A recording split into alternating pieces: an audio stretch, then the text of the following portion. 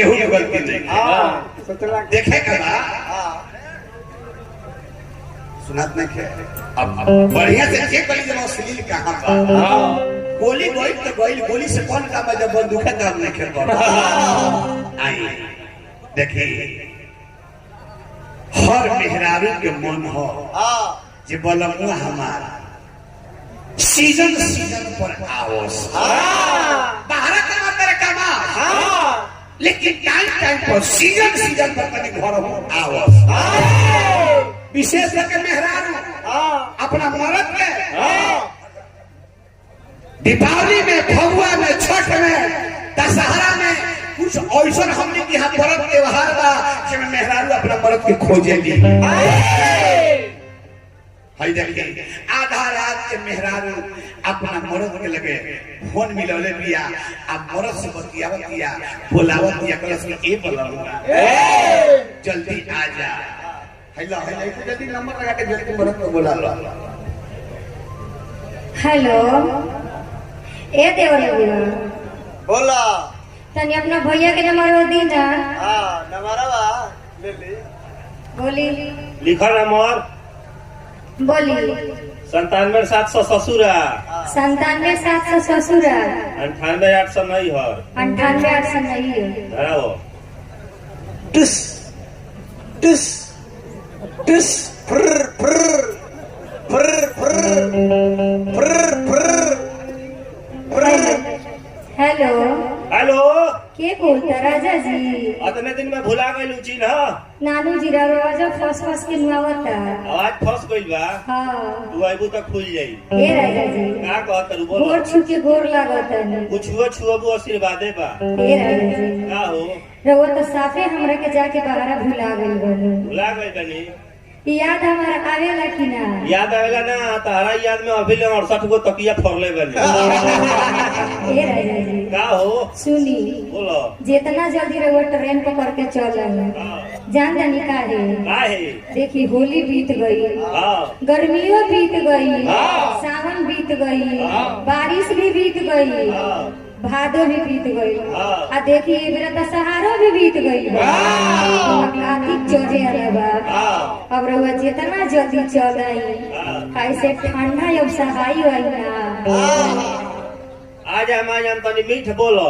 मीठ बोले तब है ए राजा जी मीठ बोलो रह न पाओगे भुला कर देख लो रह न पाओगे भुला कर देख लो कि ना हो तो आजमा कर देख लो हर जगह महसूस होगी हमारी कमी अपनी महफिल कितनी भी सजा कर देख अदना मीठ बोलबू तो ट्रेन का टाइम टिकट पौरी आते चल है हम लोग ध्यान खोयो गल मर्द आ गए मेहरारू को ला ले बिया लेकिन मर्द जब घर में गईले तब मेहरारू गोर पर गिरती है कि ए राजा तनी बात लीना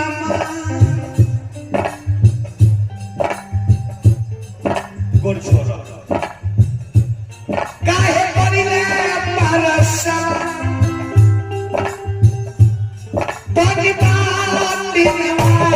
काहे करिले परसा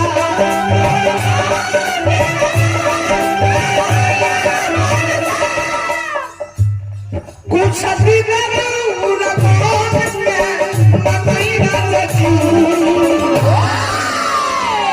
छोड़ती कलाई दुआरा जाइरा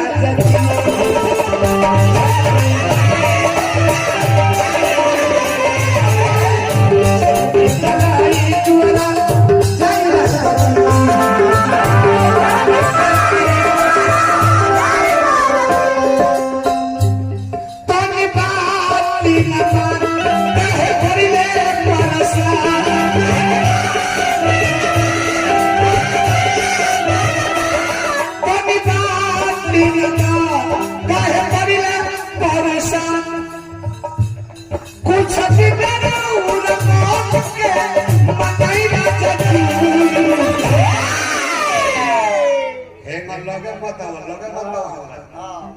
हम 200 रुपया चलो हमरा लहसुन प्याज ना लगेला ना ओका बुझाली हम देर में जरा के खाए वाला है हां लहसुन छोरी दी कलाई दुआरा जाईगा जग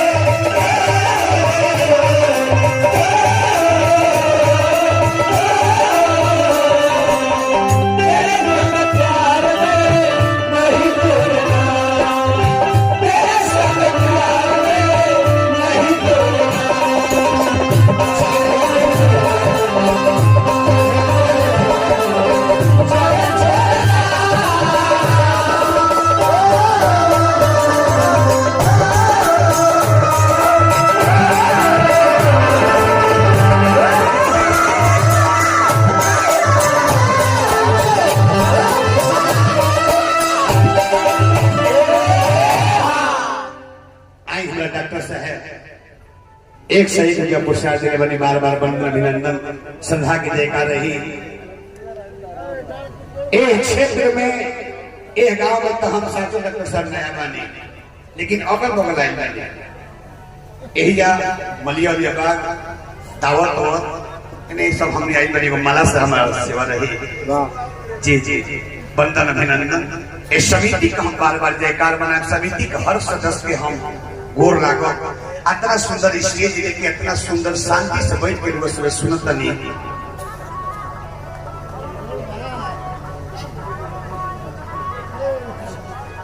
आई हमारा ग्राम महतो से मुखिया जी राजू सिंह जी पाक से 1 रुपया हम लोग पुरस्कार दिले बनी हम बार बार वंदन अभिनंदन करो श्रद्धा के जयकार रही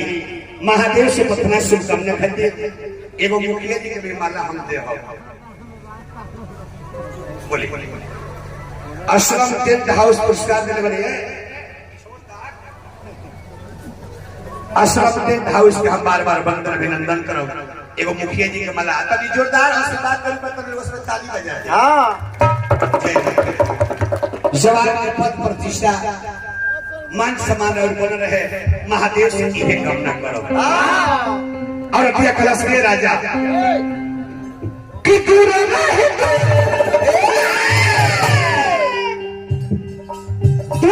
दूर नहीं एने जोनिया और वो भी में शरीर आवे